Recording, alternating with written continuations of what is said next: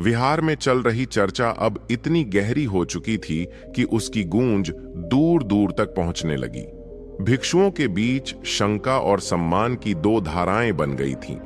कोई आनंद को रहस्यमय शक्ति का धनी मानता, तो कोई उसे छल करने वाला समझता। आचार्य धम्मसेन के लिए यह स्थिति चुनौतीपूर्ण हो गई थी। वे जानते थे कि यदि इस विषय को सही मार्ग न दिया गया तो विहार का संतुलन बिगड़ सकता है। और तभी यह समाचार स्वयं बुद्ध तक पहुंचा। एक दिन प्रातःकाल जब सूर्य की किरणें शाल वृक्षों की पत्तियों से छन कर धरती पर गिर रही थीं, तब बुद्ध स्वयं उस विहार में आए। उनके आगमन की सूचना मिलते ही समस्त भिक्षु सम्मान पूर्वक पंक्तिबद्ध हो गए।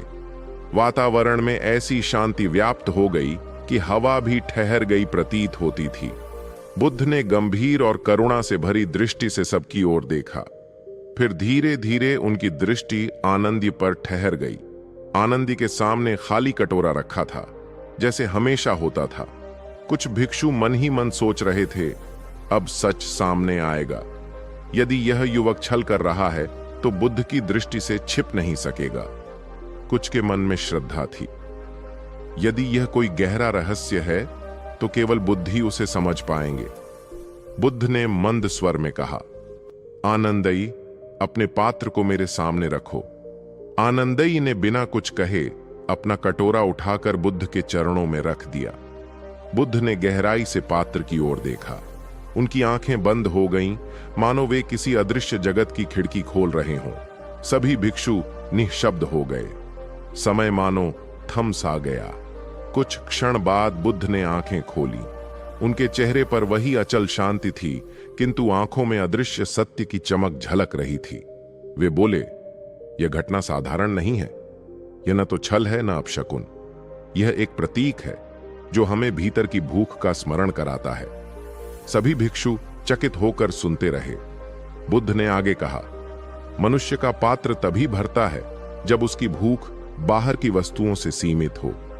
परंतु कुछ जीव ऐसे होते हैं जिनकी भूख केवल अन्न से नहीं मिटती। वे करुणा की धारा के माध्यम से अदृश्य लोकों तक पहुंचते हैं।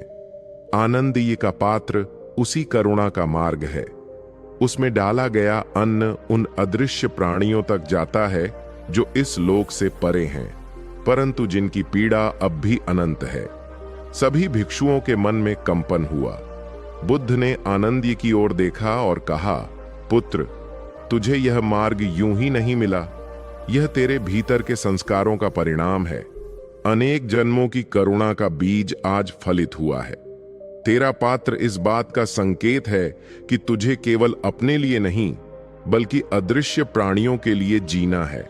आनंदी के नेत्र भर आए। उसने धीमे स्वर में कहा, भगवन, कभी कभी मुझे लगता है कि यह बोझ है, क्योंकि मैं समझ नहीं पाता कि मैं किसकी सेवा कर रहा हूं। मेरे सामने तो पात्र खाली है, लेकिन भीतर से कोई अदृश्य शक्ति उसे ले जाती है। यह मुझे भयभीत भी करती है और विनम्र भी। बुद्ध मुस्कुराए। भय वहीं होता है जहां अज्ञान है। जब तू समझ जाएगा कि यह केवल पात्र की बात नहीं, बल्कि तेरे हृदय का प्रतीक है, तब भय मिट जाएगा। यह पात्र केवल अन्न का नहीं, तेरी आत्मा का भी है। यह तभी भर पाएगा जब तू भीतर से शून्य होगा, और जब तू शून्य होगा तब वह अनंत करुणा से भर जाएगा। भिक्षु यह सुनकर चकित थे। किसी ने पूछा, भगवान, क्या इसका अर्थ है कि आनंदी को भोजन न मिले तो भी यह शुभ है? बुद्ध ने उत्तर दिया, शुभ अशुभ का प्रश्न बाहर से नहीं, भीतर से जन्मता है। भोजन तो सभी को चाहिए, परंतु कुछ को ऐसा भी बनना होता है कि वे दूसरों की भूख मिटाने के लिए अपना पात्र खाली कर दें। आनंदी का पात्र हमें यही स्मरण कराता है। सच्चा साधक वही है जो स्वयं खाली होकर दूसरों को भरने का मार्ग बने। कुछ भिक्षुओं की आंखें नम हो गईं, परंतु सभी के संशय अभी मिटे नहीं थे। एक भिक्षु ने साहस कर पूछा, भगवान, क्या यह संभव है कि यह केवल भ्रम हो? शायद आनंदयी को केवल ऐसा लगता हो कि उसका पात्र खाली है। बुद्ध ने उसकी ओर देखकर शांत स्वर में कहा, भ्रम वह है जो आंखें दिखाती हैं, सत्य वह है जो हृदय में घटता है। यहां पात्र की रिक्तता कोई भ्रम नहीं, बल्कि एक दर्पण है। यह हमें हमारे भीतर की रिक्तता का स्मरण कराता है। जब तक भीतर रिक्त नहीं, तब तक हम करुणा का सागर नहीं बन सकते। यह सुनकर सभा में सन्नाटा छा गया। बुद्ध ने फिर आनंदी की ओर दृष्टि डाली। पुत्र, तेरे सामने दो मार्ग हैं। पहला, तू इस घटना से भयभीत होकर पीछे हट जाए। दूसरा, इसे साधना का माध्यम बनाए और गहरे उतर जाए। याद रख, यह केवल शुरुआत है। यह पात्र तुझे उस द्वार तक ले जाएगा जहां भूख और तृप्ति दोनों का अर्थ बदल जाएगा।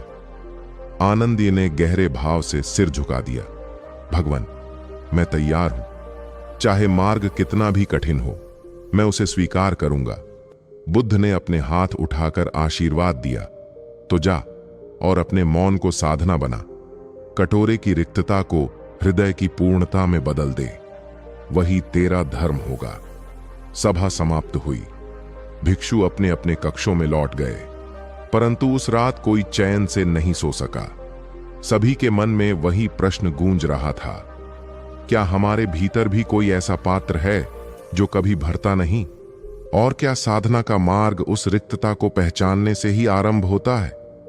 आनंद ये अपने कक्ष में बैठा रहा। उसके सामने वही पात्र रखा था, लेकिन इस बार जब उसने उसे देखा तो उसे केवल रिक्तता नहीं दिखी। उसे लगा मानो उसमें एक अदृश्य ज्योति जल रही है। उसके भीतर एक नया संकल्प जन्म ले रहा था। अब यह केवल उसका रहस्य नहीं रहा, अब यह उसकी साधना का मार्ग था। और यह मार्ग उसे कहां ले जाएगा, यह तो समय ही बताएगा। रात गहरी थी। विहार के प्रांगण में हल्की सी हवा बह रही थी। आकाश में बादल छाए हुए थे, जिससे चांद की रोशनी कहीं कहीं रुककर काली छायाएं बुन रही थी। भिक्षु अपने अपने कक्षों में विश्राम कर चुके थे, पर एक कक्ष अब भी जाग रहा था। वहां आनंदई अकेला बैठा था। उसके सामने वही कटोरा रखा था, जिसे देखकर अब हर दिन एक नया प्रश्न जन्म लेता था। उसने धीरे धीरे पात्र को उठाया और हथेलियों में थाम लिया। खाली उसने बुदबुदाकर कहा। उसकी आंखों में अचानक नमी आ गई। दिन भर वह सबके सामने शांत और मौन बना रहता था, किंतु रात में जब वह स्वयं से मिलता तो उसके भीतर छिपा दर्द जाग उठता। उसके मन में विचार उमड़ने लगे, क्यों मेरा पात्र कभी नहीं भरता? क्या मेरे भीतर कोई दोष है? क्या मेरे कर्म इतने अशुद्ध हैं कि मेरे लिए अन्न टिकता ही नहीं? जब सबके पात्र भर जाते हैं तो मेरा ही क्यों रिक्त रह जाता है? वह इन विचारों से इतना व्याकुल हो गया कि आंसुओं की धारा गालों पर बहने लगी। वह धीरे से रो पड़ा, जैसे कोई बालक अपने ही अकेलेपन से जूझ रहा हो। उसे लगा मानो उसका पात्र टूटा हुआ है। अंदर कहीं गहरी दरारें हैं, जहां से सब कुछ रिसकर बाहर चला जाता है। क्या मेरे मन में भी कोई ऐसी दरार है? क्या मैं भीतर से टूटा हुआ हूं? शायद इसी कारण मेरा पात्र कभी भर नहीं पाता। वह सोचता रहा। बुद्ध ने कहा था कि यह मार्ग करुणा का है, कि यह अदृश्य प्राणियों के लिए है। परंतु यदि सच यही है, तो मेरे हृदय में यह पीड़ा क्यों उठती है? क्यों मैं हर बार स्वयं को अकेला और रिक्त महसूस करता हूं? यदि मेरा पात्र दूसरों को तृप्त कर रहा है, तो मुझे भीतर यह भूख क्यों साल रही है? उसके भीतर एक गहरा द्वंद्व जन्म ले रहा था। एक ओर श्रद्धा थी कि यह किसी रहस्य का प्रतीक है, पर दूसरी ओर गहरा दुख था कि शायद उसके जीवन में कुछ कमी है। उसके रोने की आवाज बाहर नहीं जाती थी। वह बहुत धीमे सिसकता ताकि कोई सुन न सके, क्योंकि दिन में सबकी नजरें पहले ही उस पर टिकी रहती थीं। वह नहीं चाहता था कि रात को भी उसका दुख किसी की नजरों में पड़ जाए। उसके मन में एक स्मृति कौंध गई। वह दिन जब उसने गृह त्याग कर भिक्षु का जीवन चुना था।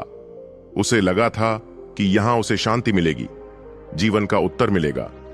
पर आज इस विहार में वह अपने ही पात्र के बोझ से दबा हुआ था। क्या यह मेरी परीक्षा है या मेरा शाप? उसने खुद से प्रश्न किया। आंखें पोंछकर वह चुपचाप ध्यान मुद्रा में बैठ गया।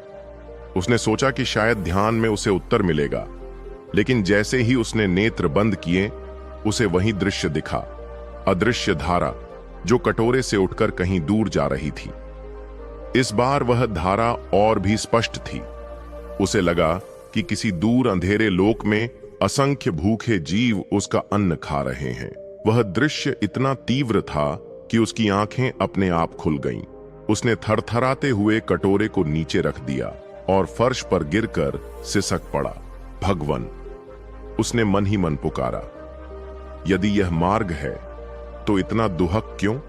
क्यों मैं केवल एक माध्यम बनकर रह जाऊं? क्या मैं स्वयं कभी तृप्त नहीं हो पाऊंगा? क्या मेरा जीवन केवल दूसरों की भूख मिटाने के लिए है, जबकि मैं भीतर से हमेशा खाली रहूं? उसके आंसू लगातार बहते रहे। धीरे धीरे उसकी रुलाई थमी, पर हृदय का बोझ कम न हुआ। उसने अपने कटोरे की ओर देखा और सोचा, शायद यह पात्र केवल मिट्टी का नहीं बल्कि मेरे मन का रूप है। जैसे यह रिक्त रहता है वैसे ही मेरा हृदय भी रिक्त है। बाहर से मैं कितना भी शांत दिखूं, भीतर से मैं टूटा हुआ हूं, और शायद यह टूटन ही मुझे दूसरों के लिए माध्यम बना रही है। उसके भीतर एक और विचार उठा, यदि मेरा मन भरा होता तो शायद यह पात्र भी भरता, पर जब तक मेरा मन टूटा है मेरा पात्र भी रिक्त रहेगा। तो क्या मेरी साधना का अर्थ यही है, अपनी दरारों को पहचानना? वह देर तक मौन बैठा रहा। बाहर हवा सरसराती रही, पेड़ की शाखाएं खड़खड़ाती रहीं, लेकिन उसके भीतर का सन्नाटा और भी गहरा होता गया। धीरे धीरे उसकी आंखें फिर बंद हो गईं। आंसू अभी भी बचे थे, पर वे अब उतने तीव्र न थे।